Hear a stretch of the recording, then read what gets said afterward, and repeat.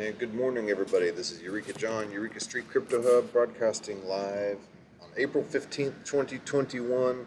Once more, this is my last morning to be on the road up here at this Great Wolf Lodge in Dallas. I am so ready to go home. You know, vacation is a good thing, but the economics law of diminishing returns is in full play here. You can only have so much of a good thing until you are just sick and tired of it. I'm so ready to go home and get on some proper equipment to be able to record this show with. Yes, so this is just my video blog, and this is what I do every single morning consecutively, and I don't want to miss a beat even when on vacation. So here I am broadcasting live, and I just bringing you the crypto prices daily and talking about the news daily, and then I will also break off and talk about specific projects too. And then I'll also brush up on basic concepts. This video blog is for myself and to follow my own crypto journey, and it's for new people in the space to be able to jump on, because I do like to go back and define concepts and topics and then talk about the basics of projects. I'm not here for price prediction. Not what I do. I'm not here for technical analysis. I'm a dollar cost average guy, and I don't try to time the market or anything like that. It's purely basics type of dude. So yeah, that's me. Anyway, my name is Eureka John. You can find me at my Twitter handle, Eureka John and the number 1. And give me a thumbs up, and let's keep this going. Tomorrow, I promise the production quality will be 100% better. I'll be back in my office with my nice camera and my nice microphone and my fancy music to intro to. All right. Anyway, let's take a quick look at CoinGecko here. What we have is $62,337 for Bitcoin. And yesterday was just blowing my mind. Everything going on with Bitcoin, Ethereum, and Chainlink as well. And I'll get to that in a second. Ethereum is at $2,428.96. So that's keeping on. There is a lot of big stuff going on with Ethereum right now. I have begun reading that Ultrasound Money article. There is a lot to read on that, so I want to go over it with you guys when I fully read it, because it is a super long newsletter. So as soon as I finish reading that, I will bring it up here on the show, and I will touch on the highlights of that, because I do think that is very important. I've been seeing all over Twitter people posting ultrasound money, Ethereum is ultrasound money. Oh, by the way, did you know Ethereum is ultrasound money? You know, I say, okay, yeah, I get it. All right, Ethereum's great, and I'm a big fan of Ethereum, but I didn't realize exactly what they were talking about. And it's kind of like the Bitcoin white paper in a way. It just kind of goes through economics, and it's even more in depth. I mean, it goes through the basics of economics and shows how Ethereum can tie into it and represents what ultrasound money is supposed to look like. So anyway, and then we have Binance in third place at 543.64. I've also been seeing articles that could Binance overtake Ethereum? No, Binance is not going to be a substitute for Ethereum. Binance is 100% centralized, and if Binance does overtake Ethereum, then there's a problem, and then the entire crypto and blockchain industry has gone astray, because Binance is a centralized exchange. It's what we're trying to get away from. It is the whole antithesis of DeFi and cryptocurrency. So Binance does not need to be flippening Ethereum, and I don't think it's going to. I do think there are enough people that understand or will understand the whole premise behind what we're trying to do here in cryptocurrency to never let that happen. So although there are some Binance projects I like, I'm not 100% against Binance. I just they are 100% centralized, and they're unabashedly proud of it. So XRP back up in fourth place again, still at $1.69. It's been making some good moves, so congrats again, XRP Army. Cardano, congratulations to you guys at $1.46, and keeping on there. And it surpassed Tether. Tether's knocked down to sixth place, which Tether is a stable coin for those of you who don't know. It's always a dollar and always will represent a dollar. It's how you trade in and out of the market. Instead of having to sell to sell a particular cryptocurrency token and go into the US dollar, which can take several days and raise the eyes of banksters and all that type of stuff, and be a real pain in the butt, a process with a lot of friction. That is, they have stable coins to be able to bring in and to be able to eliminate that friction to go in and out of particular currencies. Okay, and then we have Polkadot at 41.74, up 5% in the past 7 days now. Uniswap 37.29, up 30%. Litecoin 269.47, up 22.4%. And then down here we have Chainlink, number 10. For a couple days there, it got down below Dogecoin and Bitcoin Cash, but here we have Chainlink back up in the top 10 where it should be, sitting at $40.75. Now, Junko said that she was going to show her boobs at $40, or was that 50? But I keep thinking that it's 40.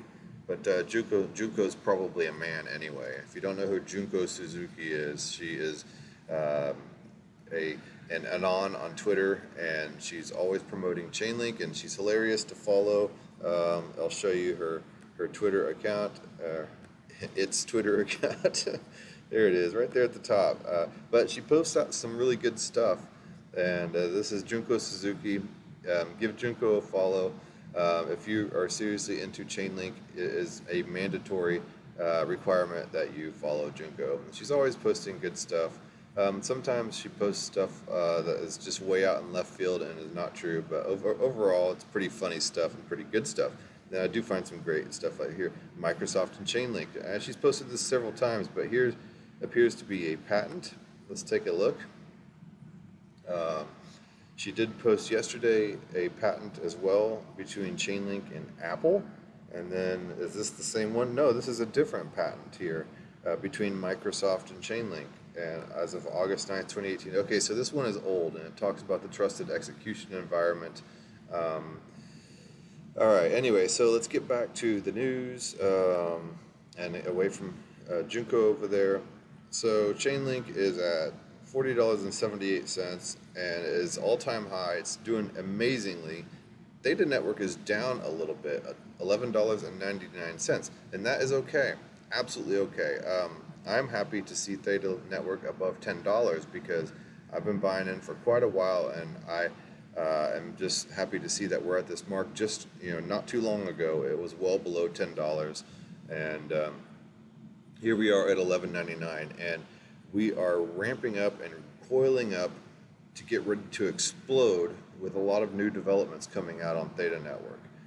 I wouldn't be surprised to see it on Coinbase, and I'm not going to be surprised to see Theta Network come out on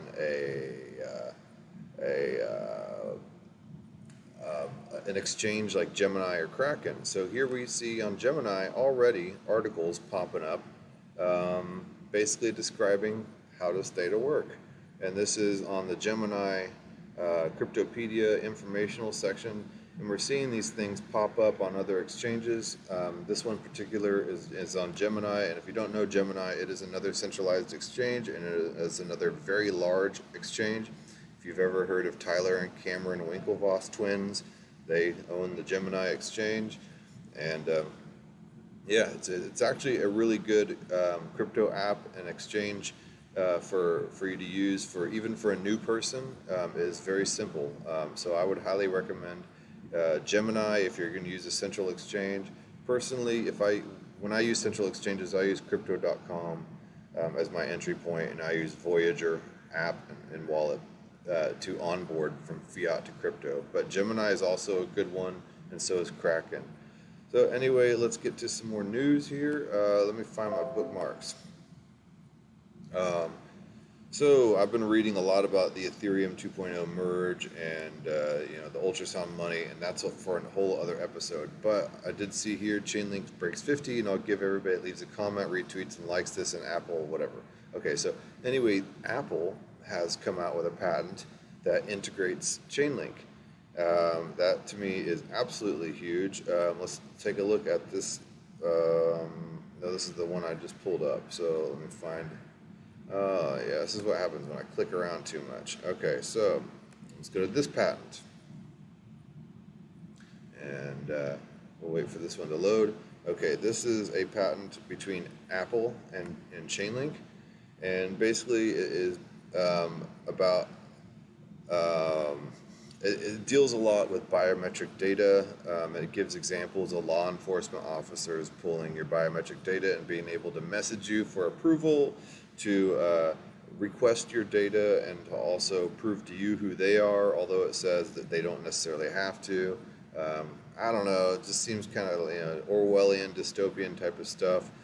So the application comes, Apple grant, the United States Patent Office granted Apple a patentee for identity credential verification techniques to improve data security with respect to data collection, verification, and authentication techniques associated with obtaining and transmitting identity information, including biometric input methods.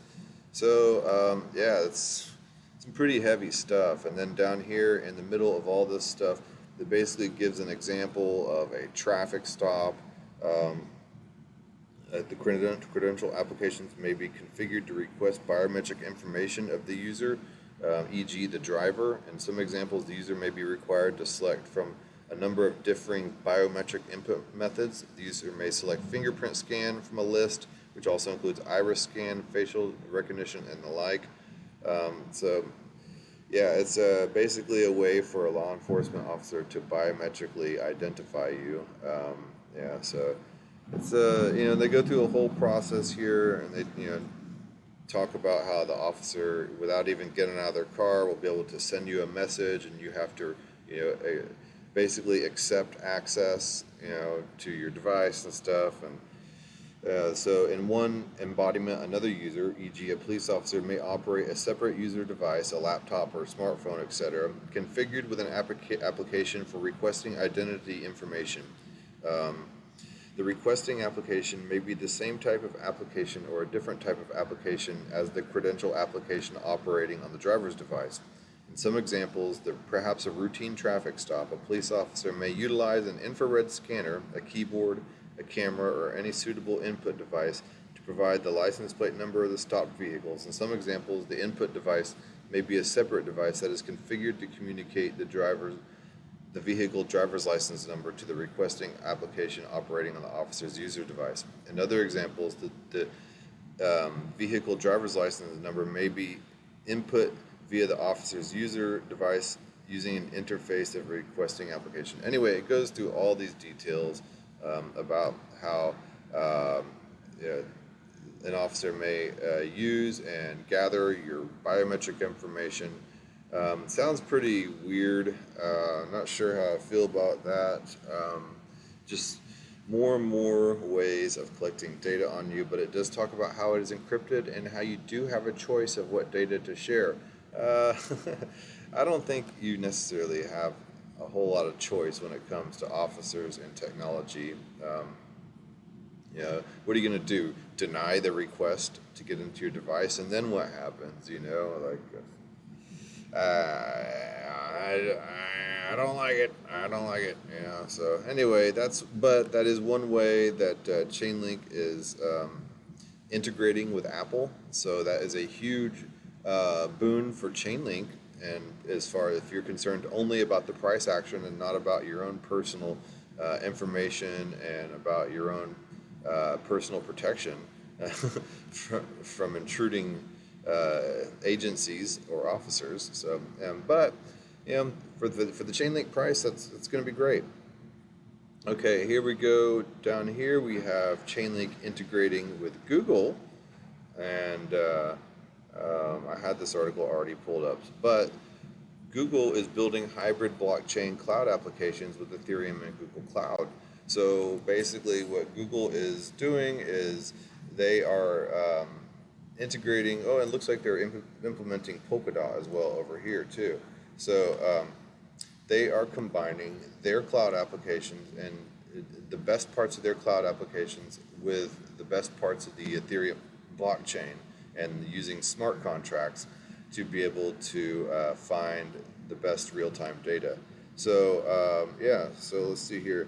Um, a business process implemented as a smart contract is performed on-chain, and that is of limited utility without having access to off-chain inputs. To close the loop and allow bidirectional interoperation, we need to um, not only making blockchain data programmatically available to cloud services, but also cloud services programmatically available on-chain to smart contracts.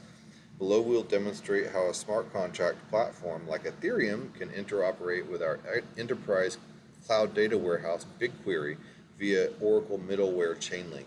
This assembly of components allows a smart contract to take action based on data retrieved from an on-chain query to the internet-hosted data warehouse. Our examples generalize to a pattern of hybrid cloud blockchain applications in which smart contracts can efficiently delegate to cloud resources to perform complex operations. So there's just kind of given some sample applications here and how they built it, the architecture of it. They give some use cases, prediction marketplaces. So participants in prediction marketplaces allocate capital to speculate on future events in general. One area of intense interest is which smart contract platform will predominate, because being networks ecosystems, their value will follow a power law, winner-take-all distribution. There are many differing opinions about which platform will succeed, as well as how success can be quantified. Basically, they're trying to place bets and figure out which Ethereum-like smart contract platform is going to dominate. Will it be Zilliqa, Cardano, Ethereum, Polkadot, Cosmos? By using the crypto public data sets, it's possible for even complex predictions like the recent $500,000 bet about Ethereum's future state to be settled successfully on-chain. So, And then hedging against blockchain platform risk. The decentralized finance movement is rapidly gaining adoption due to its successful reinvention of the existing financial system in blockchain environments, which on a technical basis are more trustworthy and transparent than current systems. Financial contracts like futures and options were originally developed to enable enterprises to reduce or hedge their risk related to resources critical to their operation. Similarly, data about on-chain activities such as average gas prices can be used to create simple financial instruments that provide payouts to their holders in cases where gas prices rise too high. Other qualities of a blockchain network, e.g. block times and/or miner centralization, create risks that dApp developers want to protect themselves against. By bringing high-quality data from the crypto public data sets to financial smart contracts, dApp developers' risk exposure can be reduced. The net result is more innovation and accelerated blockchain adoption. So basically, let's see. We've documented how an Ethereum smart contract can interact with the BigQuery Oracle to retrieve gas price data at a particular point in time.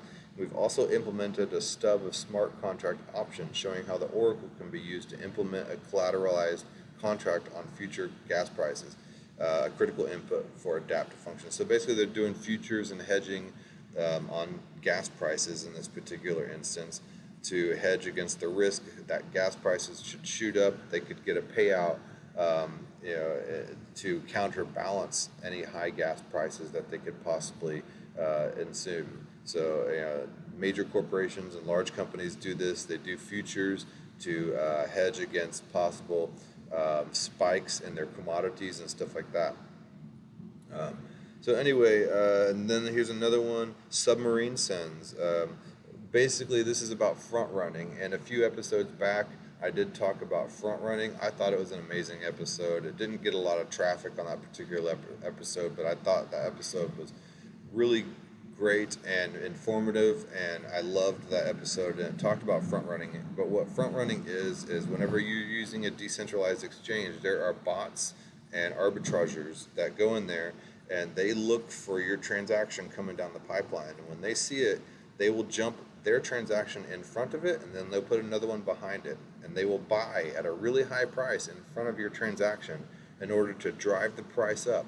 And then once they've bought and then your transaction goes through after that, then they have a transaction immediately after that sells what they just bought, but they sell it at a higher price than what they bought it for because they front run your transaction. And so therefore you end up paying a higher amount for your transaction, you know, because they front run you. So it basically steals from you, it pickpockets you, and it goes to their benefit. Well, what this can do is using the Google BigQuery, they can go in there and they can do some submarine sends to look forward in the block time and to be able to prevent these type of front-running attacks. So that is a good thing.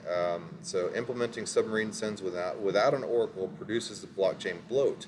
So they need the Chainlink oracle to do this. Specifically, the Ethereum virtual machine allows a contract to see at a maximum of 256 blocks upstream in the chain, or approximately 1 hour. The maximum scope limits the practical usefulness of submarine sends to prevent the front running because it creates unnecessary denormalization when rebroadcasting of data is required. In contrast, by implementing submarine sends with an oracle, bloat is eliminated because operating scope is increased to include all historical chain data. So it helps eliminate blockchain bloat, which is just a traffic jam and congestion of transactions on the blockchain. So if you normally send submarine sends to prevent front running, you'll clog up the blockchain. But you can use a Chainlink oracle, and it will do it in such a way that it won't bloat and clog up the blockchain and cause traffic. Basically, is what I'm trying to say. So you can still prevent those front running attacks to be able to keep you from being pickpocketed, basically. So in conclusion, we've demonstrated how to use Chainlink services to provide data from BigQuery crypto public databases on-chain. This technique can be used to reduce inefficiencies, submarine sends use case, and in some cases add entirely new capabilities, hedging, to Ethereum smart contracts, enabling new on-chain businesses models to emerge, prediction markets. The essence of our approach is to trade a small amount of latency and transaction overhead for a potentially large amount of economic utility. As a concrete example, ordinary submarine sends require on-chain storage that scales with blocks added to the blockchain, but can be reduced by calling contract weights an extra 2 blocks to call the BigQuery oracle. Anyway, basically they're just talking about how great it is. So as you can see, Google is implementing Chainlink to create hybrid blockchains. We have Apple here using Chainlink to gather biometric data for law enforcement, by example. So those are two extremely large applications in which Chainlink is going to be a part of. So if you are holding Chainlink, congratulations. And now you can see just a couple of the reasons here why Chainlink has gone to $40. People say, well, oh my God, we know Chainlink's good and all, but why is it just suddenly spiking up? It's because of news like this that is coming out just, right and left. Actually, this is an old article. This is from June 13th, 2019. But, you can see it takes a while for this type of stuff to gain steam. And all this stuff is starting to gain a lot of steam and momentum, and we are seeing this action in the price. So, yeah, there you go.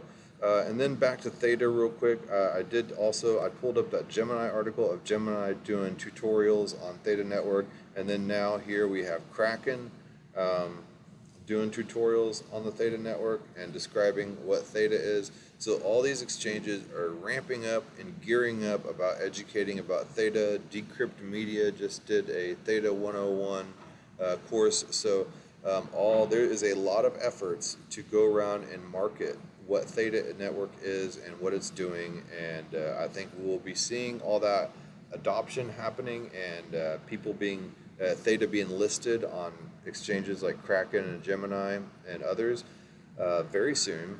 So watch out for Theta and watch out for Chainlink is basically the point of this video. That being said, this is my last low quality crappy video. I will be back in my studio office tomorrow, and I am super stoked to be back there. You can't even explain it. So expect a good high quality broadcast tomorrow morning. I have a lot of topics I want to cover. I don't know what to cover first. I'm gonna have to figure that out tonight. I just all this stuff just builds up and builds up because the crypto space to me is super exciting, and I want to make sure that it's done correctly. So, yeah, I want to cover stuff that is important and in depth without having to just skim over stuff. And then when I'm on the road here like this, I just feel like I just kind of need to skim over things. Not that I'm skimming over all this Chainlink news. It's just I can't just jump in depth into specific projects and talk about them without by sitting here on the floor in a convention center, as you can see. Yeah, so yep. Happy to be on vacation, but like I said, the law of diminishing returns, too much of a good thing is a bad thing. All right, well, I will talk to you guys later.